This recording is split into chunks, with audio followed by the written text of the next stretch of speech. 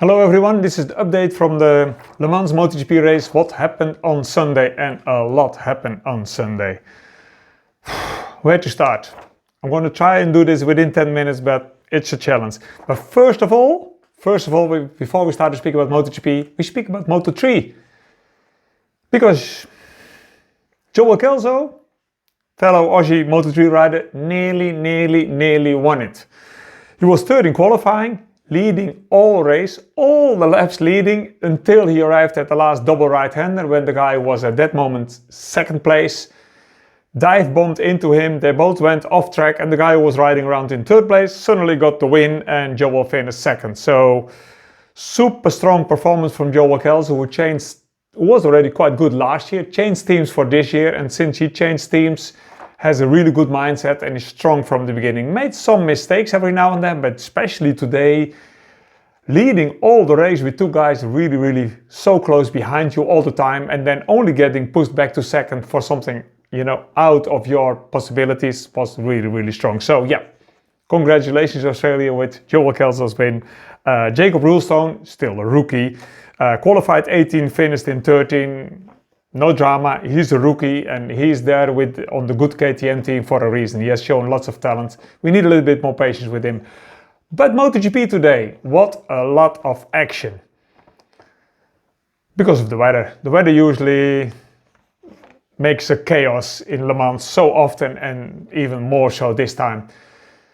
Moto3 race was dry, Red Bull Rookies was wet, Moto3 race was dry, Moto2 race was dry, and soon after the Moto2 race, in the build up until the MotoGP race, it started to rain, but not like rain, just rain. So enough to make you nervous, enough to make you run for the rain tires, but not like, okay, sure, wet. No. Maybe it dries out, maybe it needs to rain a little bit more, maybe it dries out, so full-blown nightmare for everybody. In the end, weather conditions created chaos that gives room for special riders and for very cool riders.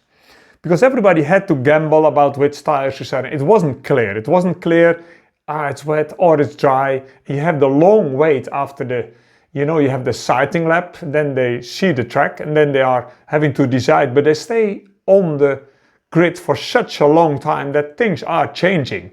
Then you get the warm-up lap, and then it's immediately to the race. And the warm-up lap was already red flag because almost everybody came into the pit lane for changing tires, where there is a penalty if you do so. So in the end, I wrote it down for myself to make the summary of the whole chaos. Most of the top finishers eventually started the race on slick tires, then came back in after 5 or 6 laps for wets. But for doing that, for starting the race on slick tires, they also had a double long lap penalties during the race to serve. But that was for almost everybody who finished in the top, except Johan Zarco and Nakagami, the two Honda riders. Afterwards, everybody looked smart who made the right decision, but they gambled. They gambled on it's wet enough for rain tires and it will stay wet. So they started on rain tires, didn't need to do the long lap penalty, didn't need to come in. So these two Honda riders immediately were on the right tires. But that was also a little bit of luck. Because the guys who are on the first 2-3 rows, they cannot gamble. They have a lot to lose, especially if you're high in the championship. So like Marc Marquez, Alex Marquez, Pecco, they were fully nervous because you don't want to make the wrong mistake, but every change can be good, can be bad, and only the future can tell. It's not like you need to be clever to make the good decision. No. It is gambling. You need a crystal ball, basically, to be sure. And Zarco and Nakagami said, well, we are already Foucault, we are already a bit on the back feet. Zarco was actually fast enough in the practice sessions to be on the first 2 or 3 rows, but he was very unlucky with yellow flag situations in his qualifying laps and so on. And he's a Frenchman. They know the track, they know the weather always a little bit better than others. He decided it's wet and I'll stay on wet and I don't lose any time. And with that, he won the race with a lot of seconds ahead of Marc Marquez, who did everything normal. All the other guys, came in, changed tires, Zarco not. So Zarco gambled, but he deservedly won because he also did not put one foot wrong. And It's in France. There is 110, 120,000 spectators yelling your name. They were very, very pleased with Fabio Quartararo's performance on Friday and Saturday. And on Sunday, Johan Zarco was leading the MotoGP race. And then for such a really long race, he was leading it quite early already. So maybe 20 laps he was leading the race. And the French people, they love a French sportman that is leading something. So they were visibly, clearly loud, and that put a lot of pressure on him, and he did not set a foot wrong. Like a Zen Buddhist, bam, bam, bam, putting all the laps together. A little bit more rain, a little bit slower, a little bit less rain, a little bit faster. So really, really good out. So most of the people did the same thing, and the order where they finished in was just about how good they are, except for Zarco, who sort of gambled and was very, very special in doing so. But there were also 3 riders that need a slap on the face because they did everything wrong. Luca Marini, Alex Rins and Marco Bezzecchi, because they started on the correct tires, on wet tires, then decided, no, we need slicks. So they came in for slicks, and then later they had to come in again for the wet. So then, okay, forget about the whole day. Marc Marquez finishing second, and I'm pretty sure he was very, very happy with it, and he didn't want to put a foot wrong. He crashed already out of 2 from the last 5 main races on Sunday. He didn't want to do that again. He needed the points. So he quickly found himself being the best of the rest, except for Zarco. Being 7, 8, 9 seconds behind Zarco means it's too much to use him as a reference point, and then he just counted his blessing, had to make sure my concentration level stays really, really high and I do everything good. He finished like a boring second, but a very, very important boring second, because the third guy behind him was his brother Alex Marquez for a long, long part of the race, but somehow he lost his focus, he lost his concentration, made a mistake, crashed, quickly went back on the bike again. I think he was even in 6th or 7th position after the crash, but then probably his front tire was too cool, or he lost his cool in his head and he locked the front on the brakes and then really lost everything. That's in a nutshell already the most important thing from the race. Alex Marquez losing it, Marc didn't do anything wrong, Zarco being fabulously good on the Honda in the wet setting, making the right choices.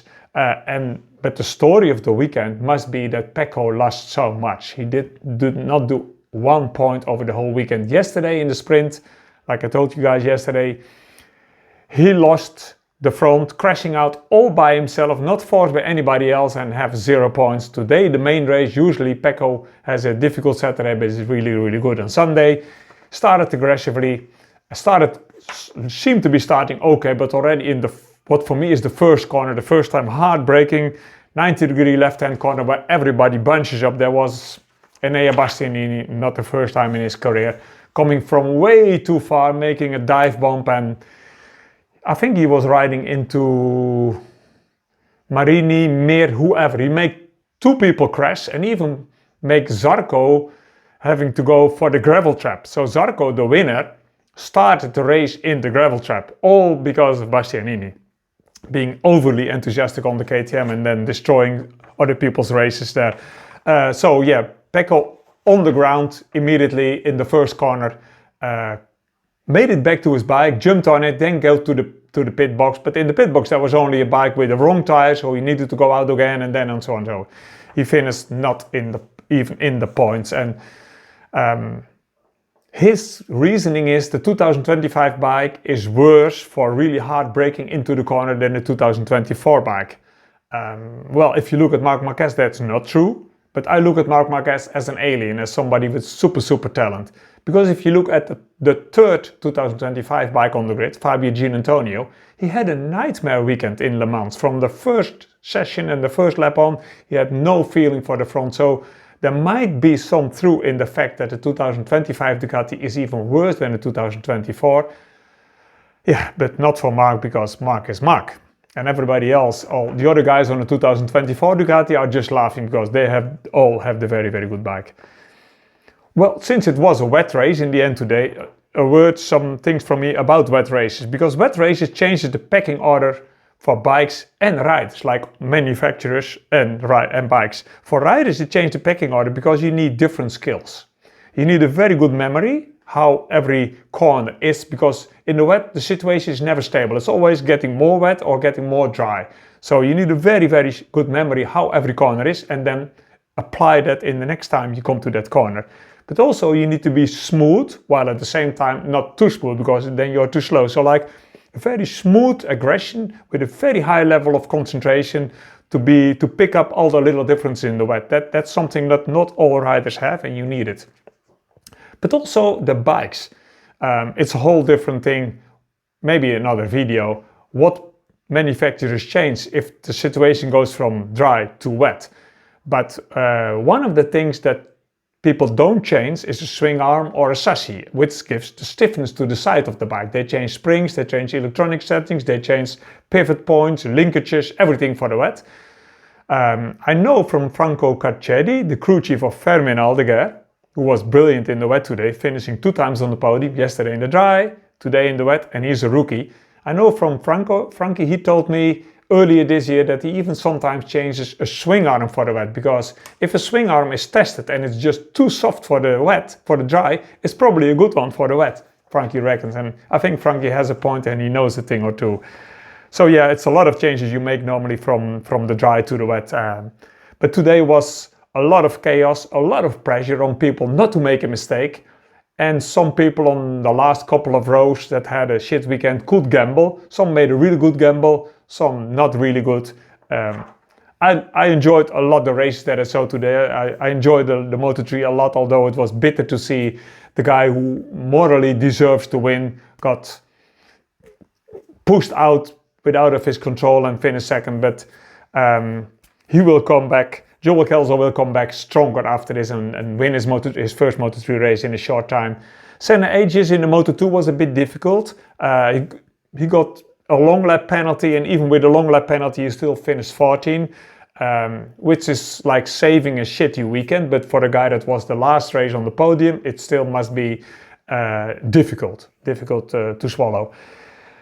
Jack Miller, he gambled right by starting on the wets, but he crashed out already before he could really take a profit from his tires. He crashed out. It was easy to crash out on the Yamaha. Fabio Quartararo crashed out on the Yamaha. Jack Miller crashed out on the Yamaha. So it wasn't meant to be. I was hoping for Jack because usually he's very, very good in these conditions. But like I said, the conditions are so tricky, and then Jack so often did it very, very well. But the line between being a hero or a zero in the wet is just very, very small. And Jack and Fabio were quite early on the wrong side of that line, and so that was it.